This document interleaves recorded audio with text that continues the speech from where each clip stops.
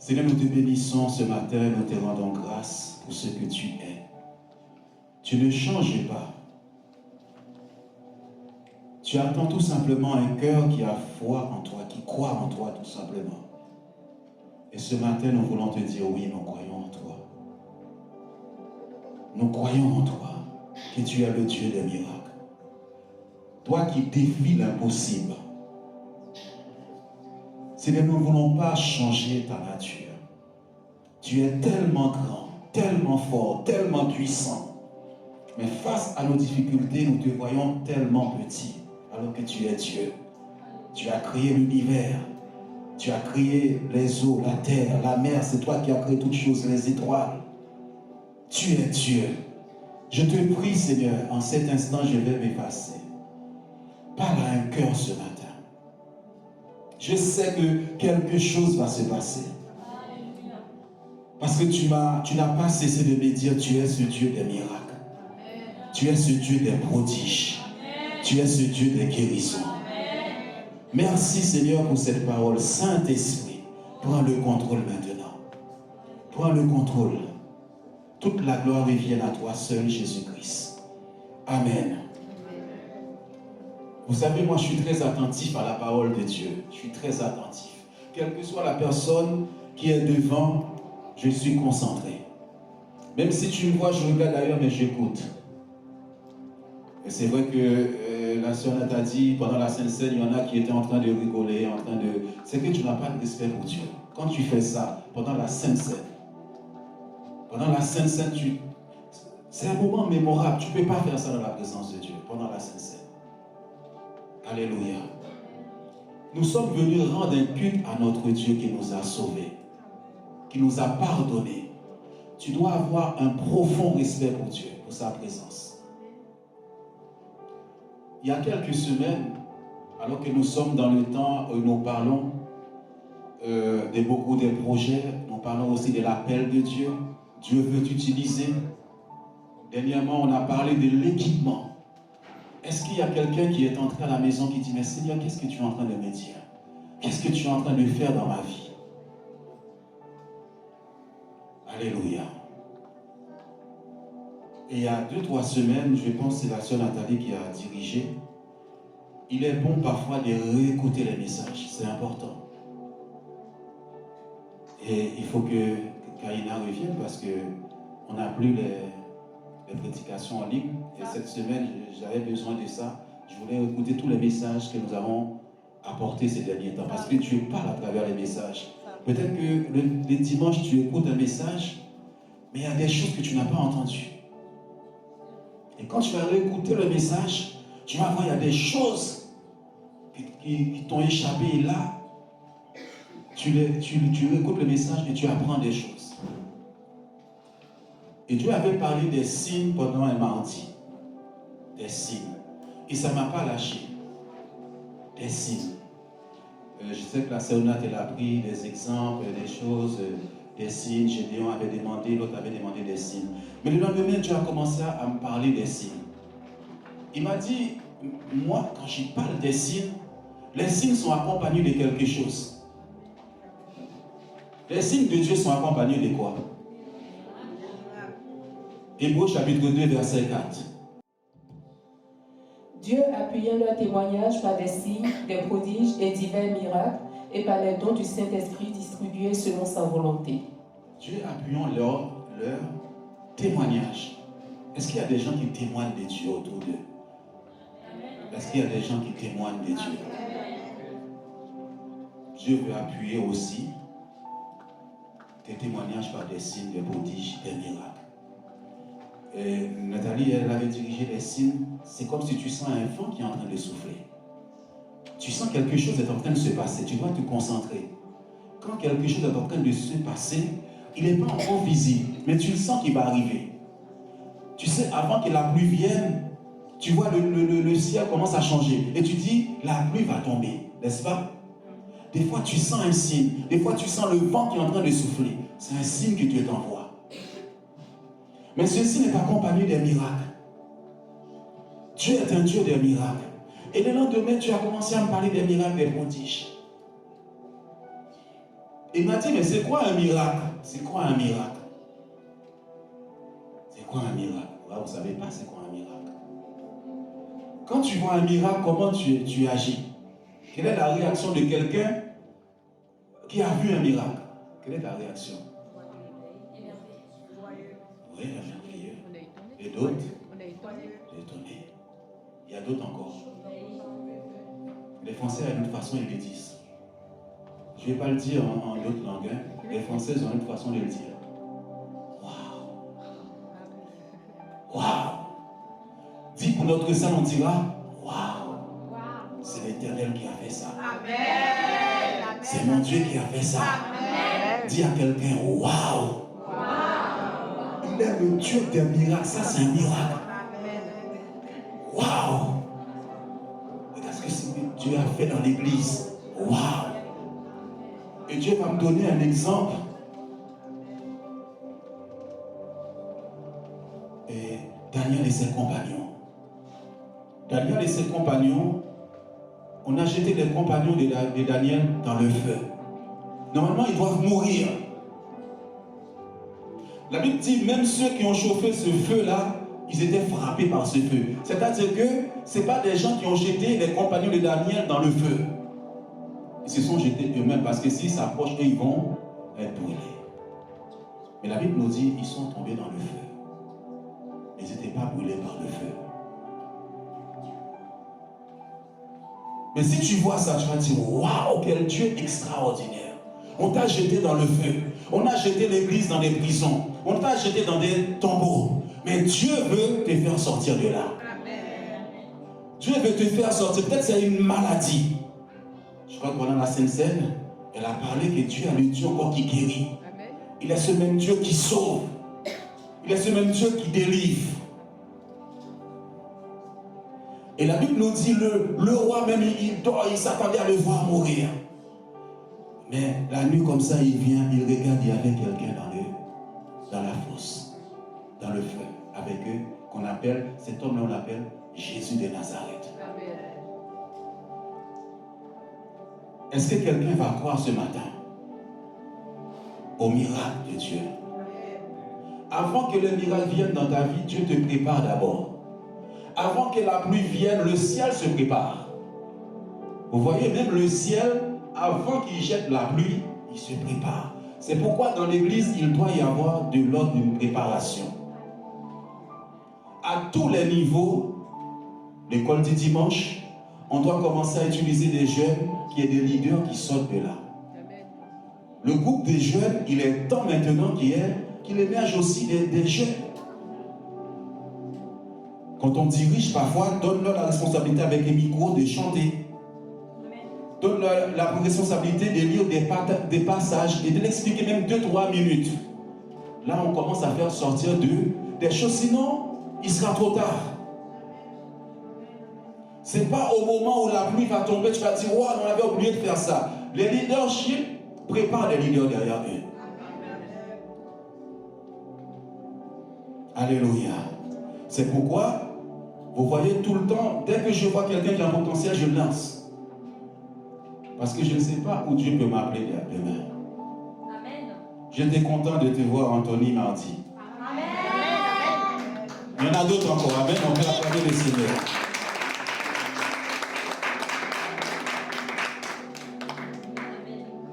Là, on fait appel aussi à quelqu'un qui doit prendre la responsabilité des ados. C'est-à-dire que les 13, 14 ans, il est temps que Christopher et d'autres prennent leur place. Amen. Amen. Gloire à Dieu. Amen. Ne dis pas, ou bien j'aurais pu dire miracle. Dieu veut t'utiliser. Dieu t'a équipé. Dieu t'a appelé. Maintenant, il y a quelque chose qui va t'empêcher de vivre le miracle de Dieu. Psaume 81, verset 10. Je suis l'Éternel, ton Dieu, qui t'ai fait monter du pays d'Égypte. Ouvre ta bouche et je la remplirai. Amen. Dieu dit, ouvre ta bouche, je la remplirai. De quoi ta bouche est-elle remplie? Ouvre ta bouche. De quoi ta bouche est-elle remplie? Souvent, quand j'ai pris avec des gens, même dans la délivrance, on va voir souvent l'ennemi va utiliser la bouche de quelqu'un pour détruire quelqu'un. Des fois, l'ennemi va se servir de ta bouche. Tu vas te détruire toi-même. Des fois, toi-même, tu es en train de dire, je ne serai jamais guéri. Je suis malheureux. Je suis pauvre. Il n'y a pas longtemps, je me pris quelqu'un qui a dit, moi, je suis un pauvre pécheur. Non, je ne suis pas un pauvre pécheur. Jésus a pris tous mes péchés. Ta bouche peut te créer des problèmes. C'est pourquoi j'ai dit, ne dis pas. Dieu a parlé sur ta vie. Dieu a dit des choses sur toi. Pourquoi tu ne dis pas les choses que Dieu a dites sur toi? Pourquoi? Est-ce que le dimanche, quand tu viens à l'église, les paroles que tu reçois, est-ce que la semaine, tu les répètes sur toi? Ou bien dès que tu franchis cette porte, tu oublies tout ce que Dieu a dit?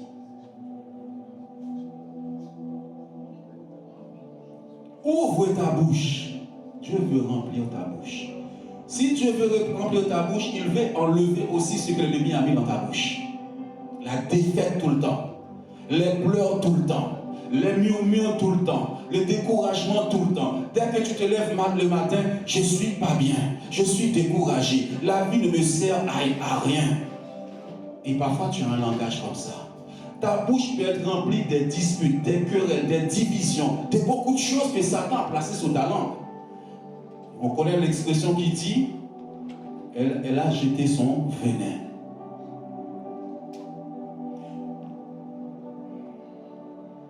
Et Dieu va remplir ta bouche ce matin. Pour qu'il y ait des miracles, il faut que ta bouche change. Pour qu'il y ait des miracles dans ta vie, dans l'église, il faut que l'église change de langage.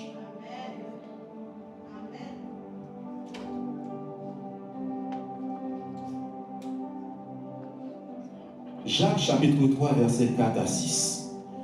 Là, c'est les mauvaises choses. D'abord, je vais parler de la bouche. Dieu veut remplir ta bouche. Mais avant que Dieu remplisse ta bouche, Satan avait déjà rempli ta bouche. C'est pourquoi souvent, quand j'écris avec les gens, Satan, tu as l'impression que les gens mettent leurs mains sur leur bouche pour empêcher que Dieu utilise leur bouche. Voici, même les navires qui sont si grands et que poussent des vents impétueux sont dirigés par un très petit gouvernail au gré du pilote. De même, la langue est un petit membre et elle se vante de grandes choses. Voici, comme un petit feu peut embraser une grande forêt. La langue aussi est un feu, c'est le monde de l'iniquité. La langue est placée parmi nos membres, souillant tout le corps et enflammant le cours de la vie, étant elle-même enflammée par la géhenne. Amen. La langue est dangereuse. Quand elle est pour Dieu, elle est puissante. Quand elle est utilisée par Satan, elle est dangereuse. Elle peut te détruire. Elle peut détruire la vie de tes enfants. Elle détruit une famille. Elle détruit une église. Elle détruit l'amitié. Elle détruit tout ça. C'est la langue. La langue aussi est un feu. C'est le monde de l'iniquité. La langue est placée parmi nos membres, souillant tout le corps. Elle souille ton corps parce que tu dis tellement de mauvaises choses sur ta vie. Satan utilise ta langue pour te détruire toi-même. Je ne suis rien, je ne suis pas capable, je ne suis pas intelligent. Moi, depuis que je suis né, tu vois, je n'ai pas besoin de voir. J'ai envie de voir l'œuvre de Dieu dans ta vie, ce que Dieu a dit sur toi. Nous sommes une nouvelle création. Si quelqu'un est en Christ, elle est une nouvelle créature. Alors pourquoi tu parles encore des choses passées, des choses de ta famille? Alléluia. Tu sèmes de ta langue même pour détruire ton frère et ta soeur. Tu sèmes la division. Ça, c'est la langue que Satan est en train d'utiliser. C'est pourquoi souvent vous voyez un serpent quand on prie. Et tout serpent qui empêchait les gens de voir le miracle de Dieu, de parler de Dieu, soit brûlé par le feu du Saint-Esprit.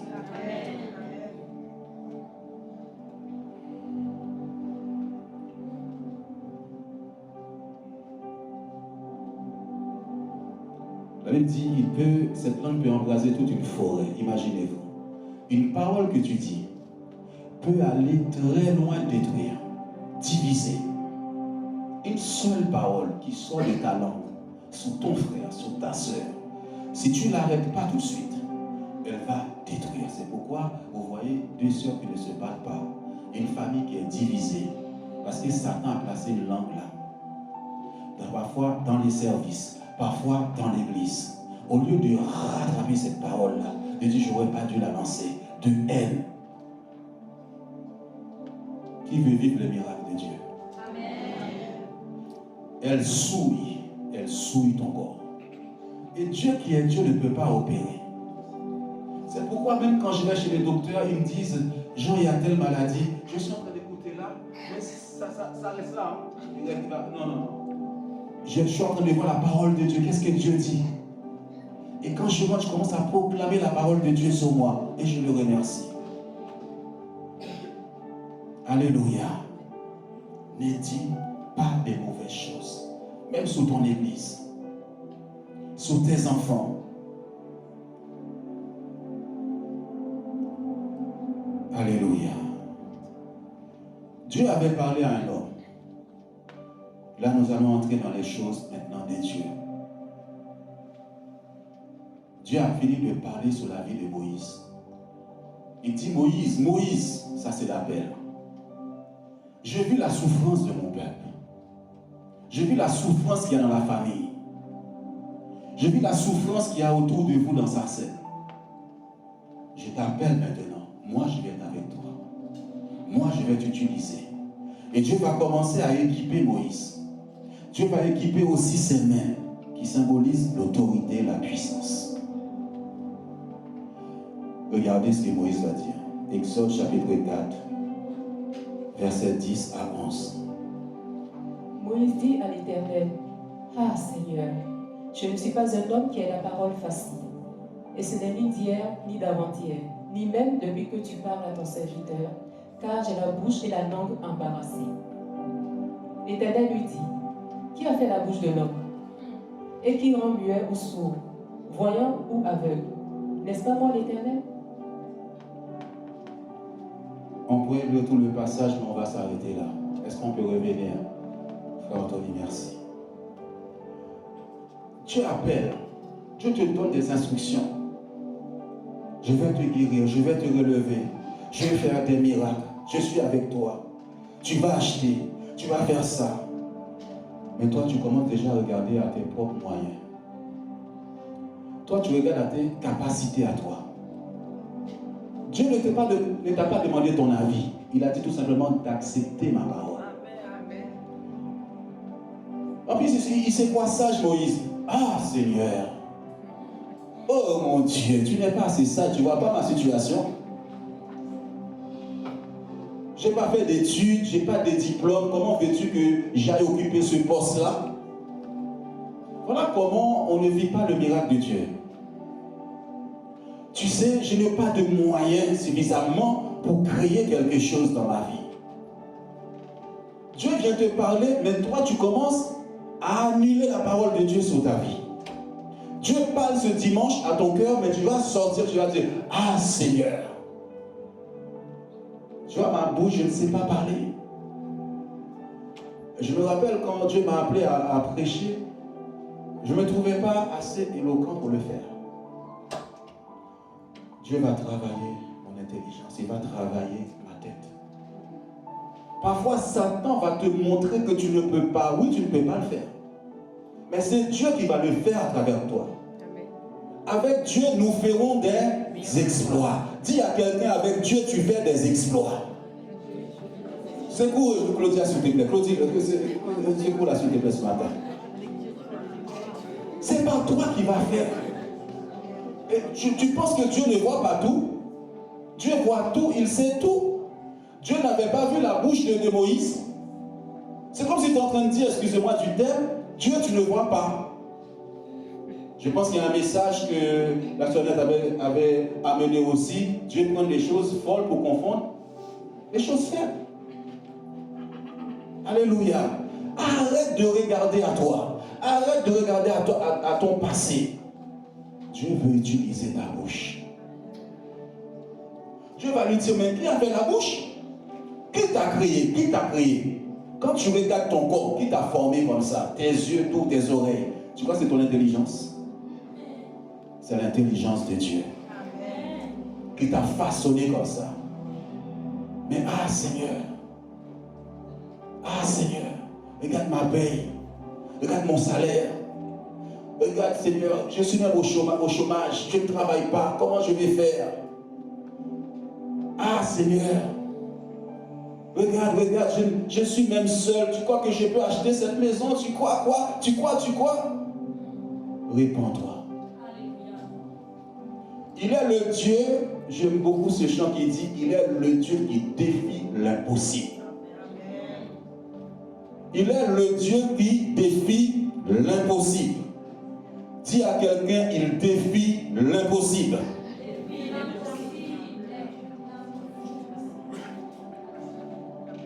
Tu sais, dans la situation où je suis, il faut que Dieu fasse un miracle. Hein? Eh bien, c'est qu'il faut qu'il fasse un miracle. Loue-le, dis Seigneur, voici, merci pour le miracle. Amen. Dieu ne t'a pas envoyé dans ce projet seul, il est avec toi. Amen. Il est avec toi. Il dit, voilà les signes qui accompagneront ceux qui auront cru en mon nom, ils chasseront, ils feront ça. Ce sont des signes de Dieu. Ce sont des signes. Regarde autour de toi, tu vas voir les signes. Regarde autour de toi. Dis à quelqu'un, tu ne les vois pas. Tu vois des signes.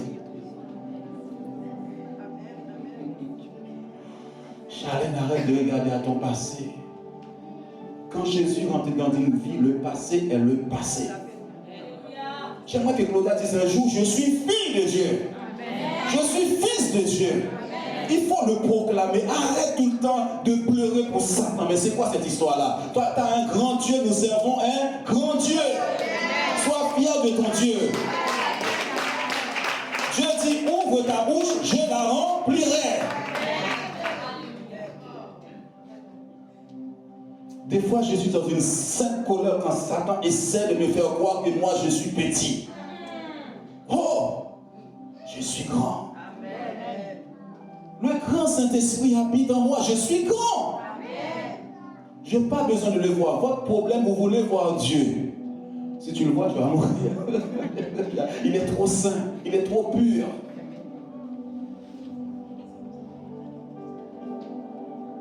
Vous savez, Dieu va même se mettre en colère contre Moïse. Parce qu'il va insister dans ça. Il va insister, Dieu va se mettre en colère. Tu insistes avec tes paroles négatives. Tu insistes avec tes raisonnements. Avec Dieu, tu fais des exploits. Avec Dieu, nous ferons des exploits. Je ne me sens pas capable de le faire. Je sens que je vais même... Cet examen, je ne peux pas le réussir. Mais avec Dieu, je peux le réussir. Avec Dieu, je peux le réussir.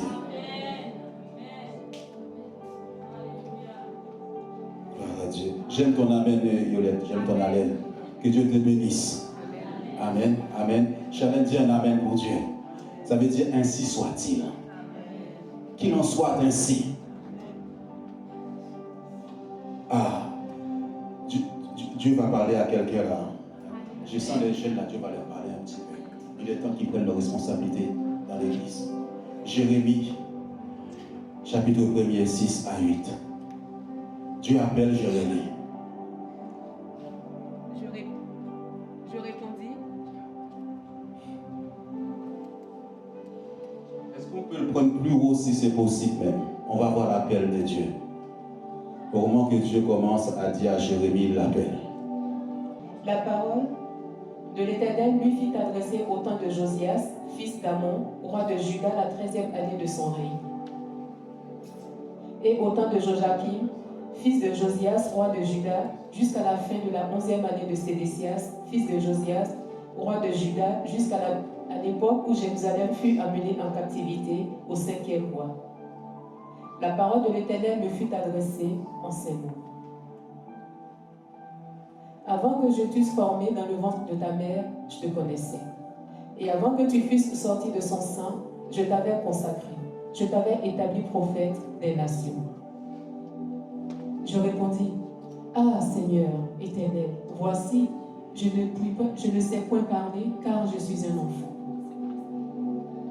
Et l'Éternel me répondit, ne dis pas je suis un enfant, car tu iras vers tous ceux auprès de qui je t'enverrai et tu diras tout ce que je t'ordonnerai. Ne les crains point, car je suis avec toi pour te délivrer, dit l'Éternel. On peut revenir au verset 6, s'il te plaît. Vous voyez la même réflexion que Moïse. Peut-être que je répondis, Dieu l'appelle, Dieu dit même quand tu étais dans les seins de ta mère, je te connaissais. Il y a des gens qui pensent aujourd'hui même que Dieu les connaît. Dieu te connaît depuis même, Dieu ne t'est même pas encore formé dans le ventre de ta mère. Dieu a préparé des projets pour toi. Et là, il s'adresse à Jérémie, il s'adresse à Najbi, il s'adresse à Noémie, il s'adresse à Élodie qui est en train de... à Claudia, Benji, Woodford, Erika. Ah Seigneur éternel, voici je ne sais point parler. Dieu lui dit tu vas parler. Dieu lui dit tu vas chanter. Dieu lui dit tu vas faire ça, tu vas bâtir. Tu vas être comme ça. Tout de suite encore, tu regardes à ton âge. Tu regardes à ton âge. Tu sais, à cet âge où je suis arrivé, il y a plus quelle merveille à m'arriver moi. Oh. J'ai la quarantaine, hein. J'ai la trentaine, hein. Il y en a, je me rappelle quand j'avais 20 ans, je pensais que j'étais déjà vieux. Quand on a la trentaine, encore on pense qu'on est vieux. Frère, c'est dans la tête ça. C'est dans la tête. Je rajeunis comme l'aigle. Mon corps est vivant. Mon corps est fort. Tu mets trop de limitations dans ta vie. Je me rappelle une fois, témoignage vivant. Je pense que aujourd'hui j'ai 15 ans, d'accord? J'avais 35 ans et j'ai commencé à me limiter dans ma vie. Vous savez, j'aime faire du sport, j'aime courir. J'avais proposé à Célia qu'on court ensemble un peu, mais j'ai proposé aussi à la sœur Sephora, elle a peur de moi. Alors, je courais beaucoup et à un moment donné, arrivé à cet âge, vous savez, les gens parlent, ils disent oui, quand tu arrives à un certain âge, tu n'es plus en forme comme avant. Et là, je commençais à mettre des limites, à dire je ne peux plus courir 1 heure. Alors, 40 minutes, je m'arrête. Et un jour, le Seigneur m'a secoué un peu. C'est dans ta tête, ça, Jean. Et je me suis rappelé le slogan du président américain, comment il s'appelle encore, Obama. Yes, we can. Est-ce que je prononce bien, Bobby? Yes, I can. Alléluia. Oui, je peux le faire. Oui, je peux le faire. Et le samedi, j'étais couru, je courais plus d'1 heure. Alléluia. C'est dans ta tête cela. Fais tomber les forteresses ce matin. Commence, avant d'aller courir, je commençais à le proclamer sur moi. Sur ma vie. Proclame la parole de Dieu. Et là, tu vas vivre le miracle de Dieu. Dieu ne peut pas faire des miracles si tu ne crois pas. Tu ne crois pas au miracle. Tu ne crois pas à la guérison divine. Tu ne crois pas à la multiplication. Tu as multiplié le pain. Tu ne crois pas qu'il est capable de te donner cette maison. Tu ne crois même pas à ça. Mais tout est basé sur ta force, ta capacité. Oh! Ah Seigneur, regarde ma situation. C'est comme si Dieu ne l'avait pas vu. Seigneur, regarde la situation de l'église. Nous n'avons pas assez d'argent. Nous ne marchons pas par la vue. Nous marchons par la foi. Et nous remercions Dieu pour sa grâce. Nous remercions Dieu parce qu'il nous a déjà guéris. Dieu nous a déjà guéris. Tu ne dois pas rester dans cette maladie. Tu ne dois pas accepter ça.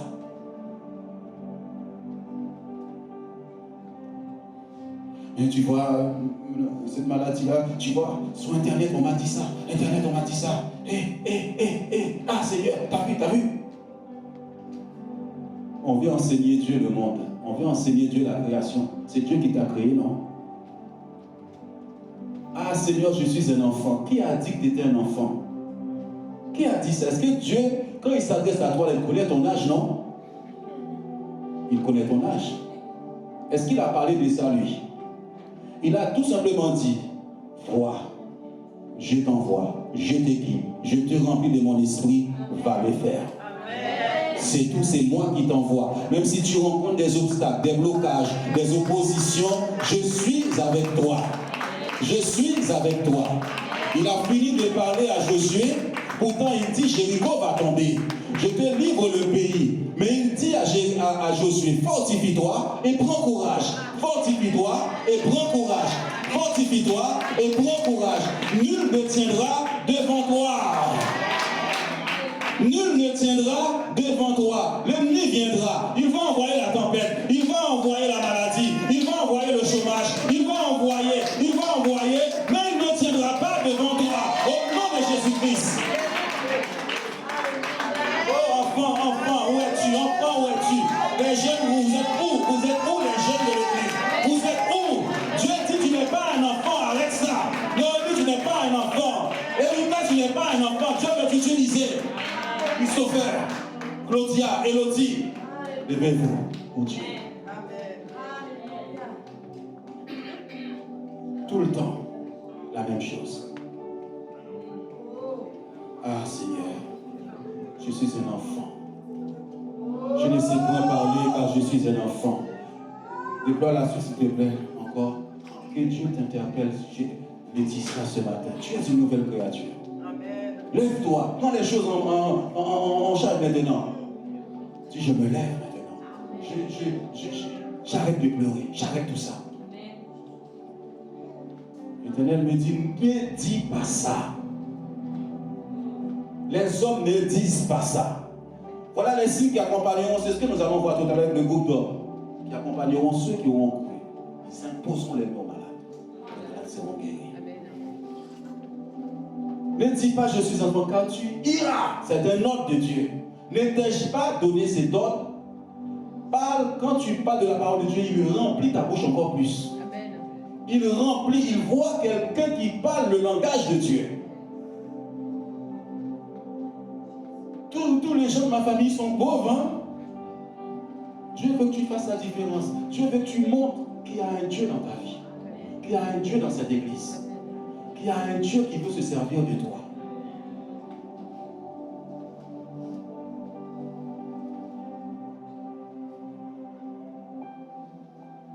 Juge, chapitre 6, 12 à 13.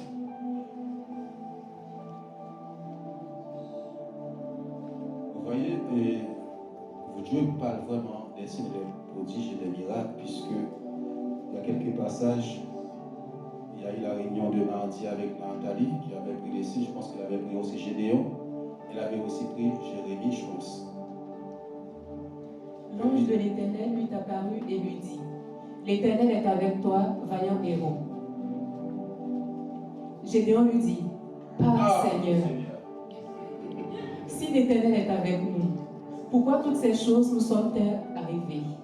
Et où sont tous ces prodiges que nos pères nous racontent quand ils disent, l'Éternel ne nous a-t-il pas fait monter hors d'Égypte? Maintenant, l'Éternel nous abandonne et il nous livre entre les mains de Madian. On va s'arrêter là, on ne va pas prendre la suite. Regarde l'Éternel qui s'adresse à toi, le Dieu tout-puissant. Que Dieu ouvre tes yeux ce matin, que tu le vois tel qu'il est. Que je le vois tel qu'il est. Vaillant, puissant, fort, Dorian. Est-ce que cette semaine, comment va être Dorian après cette prédication? Est-ce qu'elle va s'élever pour dire maintenant, en bon créole, je suis une femme debout? Debout? Non, je ne flémirai pas. Je suis la fille de Dieu. Le Saint-Esprit est là. Dieu est avec moi. Vaillant héros. Mais si, Seigneur, tu es avec moi, pourquoi il y a eu tous ces problèmes avant dans ma vie? Justement, il n'était pas là avec toi. Là, il est venu te parler. Il veut te relever. Il veut changer les choses dans ta vie. Arrête ces discours-là. Arrête ces pensées-là. Vous savez, mes parents fumaient la drogue. Hein? Mon père, oui. Tu penses que Dieu n'a pas vu tout ça? Nous sommes le plus petit. Nous sommes tout ça.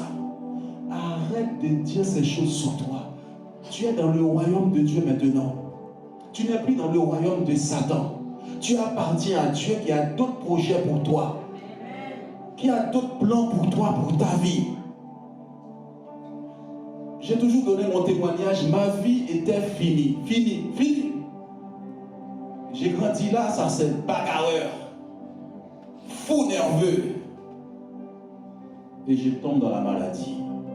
Gravement malade. Et quand Dieu m'a parlé, je peux vous dire une chose. Dès qu'il m'a parlé, je voyais déjà le succès, la réussite. Je ne serais plus le même. Je me suis accroché à lui. J'ai abandonné tous mes amis pour Dieu. Tout. J'ai dit, plus ça, ma vie n'avait pas de sens. C'est pourquoi vous me voyez, je suis joyeux. J'ai dit à un homme qui était mort, est-ce qu'on peut me tuer encore? Avant de connaître Christ, j'étais mort. Maintenant, je suis vivant et tu crois que Satan va me tuer encore? Alors que j'étais dans sa main, il n'a pas pu me tuer. Maintenant, je suis avec Dieu, il va me détruire. J'ai eu des maladies aussi. Dieu m'a guéri. Dis à quelqu'un, tu es un vaillant héros. Vaillant. Ne regarde pas la situation, ne regarde pas ta situation, ne regarde pas ton corps, ne regarde pas tout ça, ne regarde pas tout ça. Tu acceptes la parole de Dieu tout simplement. Amen.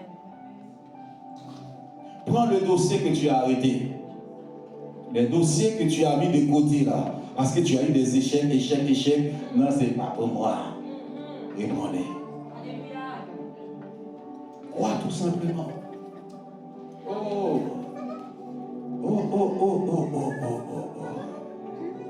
Mais parfois, c'est comme si l'ennemi avait quelque chose dans ta bouche. Il faut toujours que tu prononces des choses négatives sur toi, sur tes enfants, sur la famille. Tu es en train de détruire ta vie avec ta langue. La vie et la mort sont au pouvoir de la langue. Satan te communique une pensée, abandonne, tu abandonnes. Satan te communique une pensée, tu n'arriveras pas, tu le prononces sur toi. Satan te prononce, dès que tu te lèves le matin là, je me sens pas bien, je vais être malade. Hein? Quelle est la situation?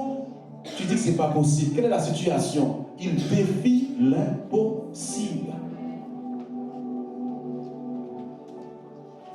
Je me suis toujours dit, mais Seigneur, pourquoi? Lorsque tu as rempli les disciples, pourquoi tu as envoyé des langues? Satan a un feu. On a vu ça dans Jacques, qui peut embraser toute une forêt. Dieu aussi a un feu. Ces langues à Dieu, ce sont le feu. Il y a un passage que je n'ai pas cité. C'est Ésaïe, chapitre 6, versets 5 à 6, avant d'entrer dans ce temps de proclamation.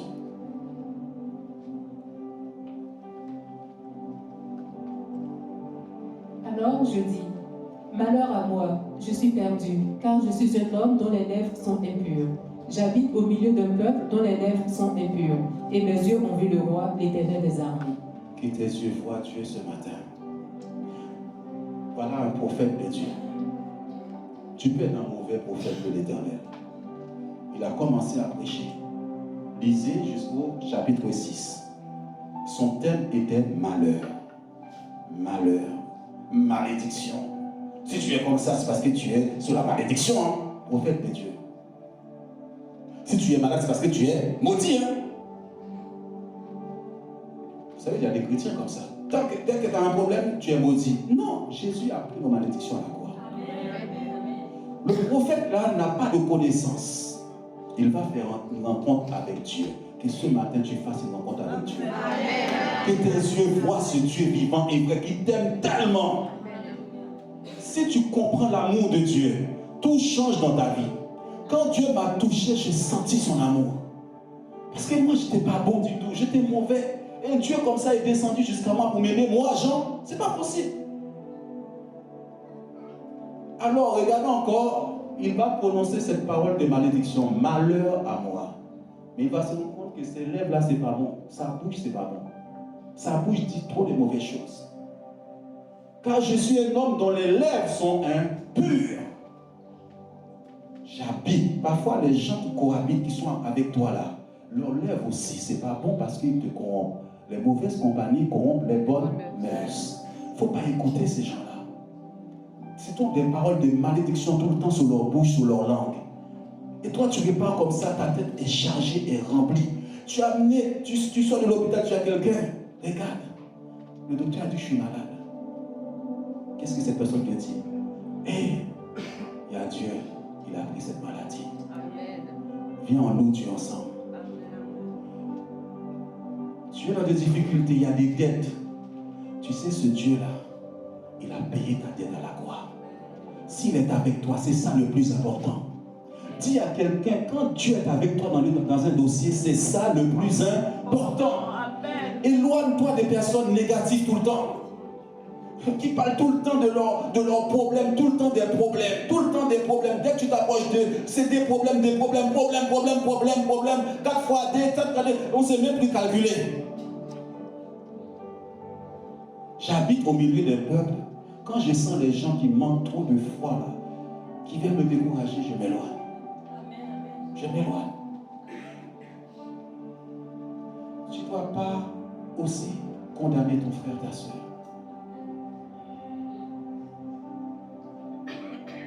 Et Dieu va envoyer la braise. Est-ce qu'on peut continuer? Et mes yeux ont vu l'Éternel des armées.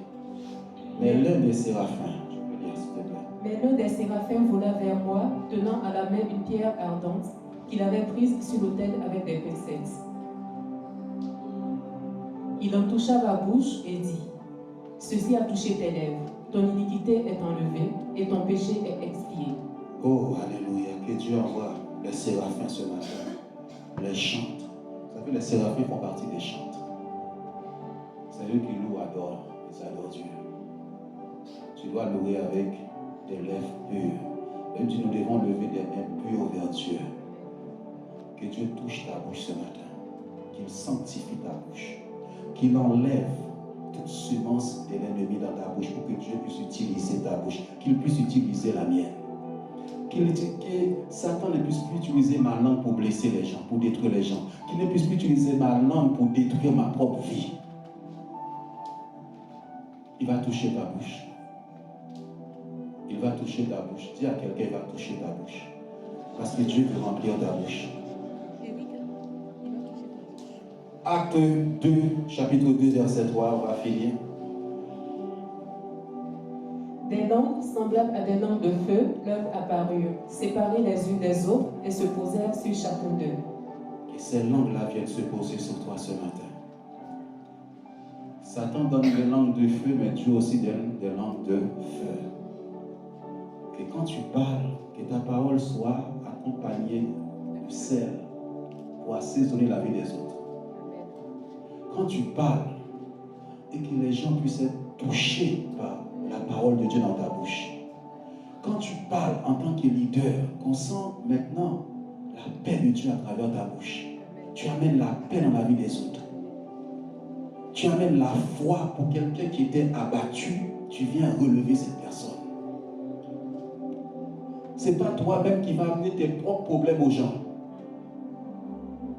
La personne veut venir à Christ, mais tu l'as éloigné de Dieu. Qui croit que Dieu est le Dieu qui défie l'impossible. Il y a des signes, des prodiges et des miracles. J'avais envoyé un chant à la sœur. Il est le Dieu des miracles. Oui, je crois en toi. Est-ce que tu l'as? Après, on va prier. Quel est le dossier suspendu? Pourquoi tu dis que tu es un enfant? Tu ne connais rien, tu ne sais rien. Dieu le sait tout ça. Au fur et à mesure, Dieu va t'enseigner. Est-ce qu'on peut prendre ce chant? Je sais que peut-être qu'on ne le connaît pas. J'aimerais bien prendre ce couplet, celui qui dit « Là où il défie l'impossible ».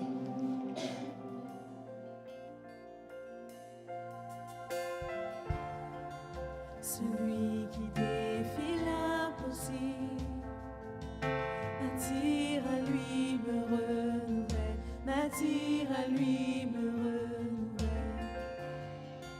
Celui qui a vaincu la mort, sa vie se répand dans mes veines, sa vie